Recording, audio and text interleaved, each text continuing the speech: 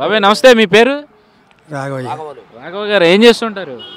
ఏం చేయం, వరకనే తిరుగుతుంటా డబ్బులు పెట్టి. ఎంత మీ వయసు ఎంత? 90. పింఛన్ వస్తుందా? ఇస్తున్నారు ఎంత వస్తుంది? 1000. ఎప్పటి నుంచి? సంవత్సరం కూడా కాలేదులే. అంటే ఇప్పటి నుంచి ఈ గవర్నమెంట్ వచ్చాక వస్తుందా? అంత ముందు లేదా అసలు? ముందు లేదు. ఎందుకని పెట్టుకోలేదా? పెట్టినా అప్పుడు లేదు, ఇయ్యలేదు. ఏంటి మిగిలిన అభివృద్ధి పనులు మీ గ్రామంలో ఎంతవరకు జరిగాయి? విఠలాపురంలో బాగానే చేస్తున్నారు. పింఛన్లు రేషన్లు అన్ని టైంకి ఇస్తున్నారు అందరూ? ఇస్తున్నారు, టయానికి ఇస్తున్నారు. మీ ఎమ్మెల్యే గారి పనితీరు ఎలా ఉంది? ఎమ్మెల్యే బాగానే చేస్తున్నాడు, బ్రహ్మాండంగా చేస్తున్నాడు. అందరికి మళ్ళీ గెలుస్తారా? గెలిచేది గెలవంది మన చేతిలో లేదు, వాళ్ళ చేతుల్లోనే ఉంటుంది. అది మీ అభిప్రాయం? డబ్బులు మరిన్ని పోతే వాడు గెలుస్తాడు. మా అభిప్రాయం గెలుస్తాడనే ఉంది.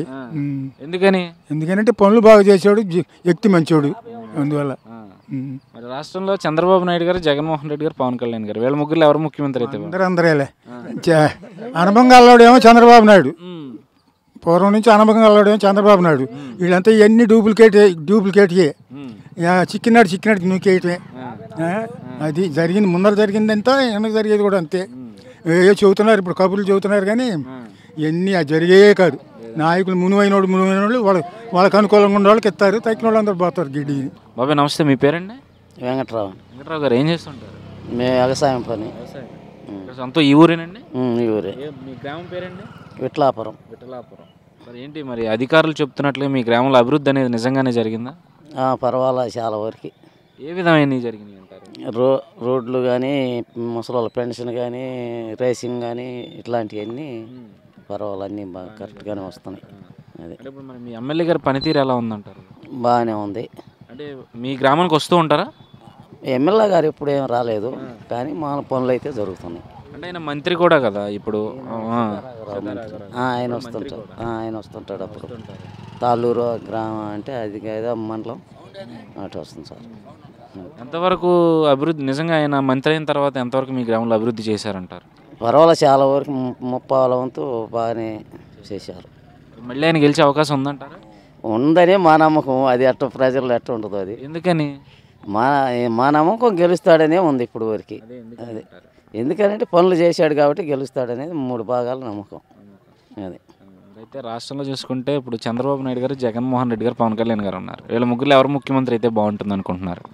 మేము చంద్రబాబు అయితేనే బాగుంటుందని మేము అనుకుంటున్నాం.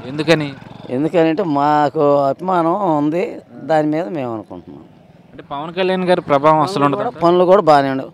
పవన్ కళ్యాణ్ అంటే ఏదో కొత్తగా వస్తున్నాడు, అతను కరెక్ట్, అతను వేరు, అతను ఏదో కావాలని ఏదో వస్తున్నాడే కానీ అతన్ని ఎవరు అనుకునే వాళ్ళు లేరు, తక్కువ. ఏదంటే కులాభిమానాన్ని బట్టి ఎవరన్నా వాళ్ళ క్యాష్ని బట్టి వాళ్ళ అనుకోవటం, కానీ మిగతా అతను తక్కువే. జగన్మోహన్ రెడ్డి గారు ముఖ్యమంత్రి అవకాశం ఉన్నాయి? మా దృష్టిలో కష్టంగా ఉంటుందని. అది ఈ స్టెప్ వరకు. ఎందుకని? అయితే అతనికి ఏదైనా వచ్చి పనులు చేయటం కొంత తెలియదు, తక్కువడు. రాజధాని అనేది అతనికి ఇప్పుడు మన రాష్ట్రానికి కొత్త రాజధాని కావాలి ముందు, మెయిన్ అతని వల్ల కాదు. ఆ లెక్కలో మాకు అది. బాబు గారు నమస్తే అండి, మీ పేరండి? వెంకట్రావు అండి. ఏం చేస్తుంటారు? వ్యవసాయం పని చేస్తుంది. ఊరండి మీది? ఈ ఊరు ఇట్లాపురమే, కాలనీ. ఏంటి మరి ఇక్కడ అభివృద్ధి ఎంతవరకు జరిగింది? అధికారులు చెప్తున్నట్లుగా నిజంగానే జరిగిందా? కొన్ని జరిగినాయి, కొన్ని జరగనివి కూడా అట్లా జరుగుతున్నట్టు. ఏంటంటారు అవి జరగనివి కూడా జరుగుతున్నట్లు చెప్తున్నారు? అంటే ఏ రాజకీయంగా